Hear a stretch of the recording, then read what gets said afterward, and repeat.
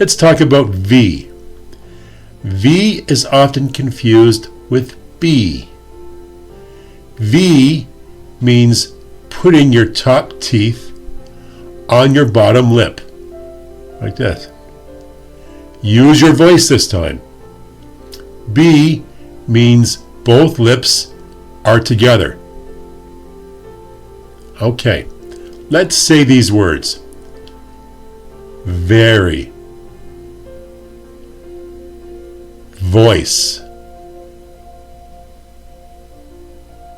Move. Have. Baby. Back. Boy.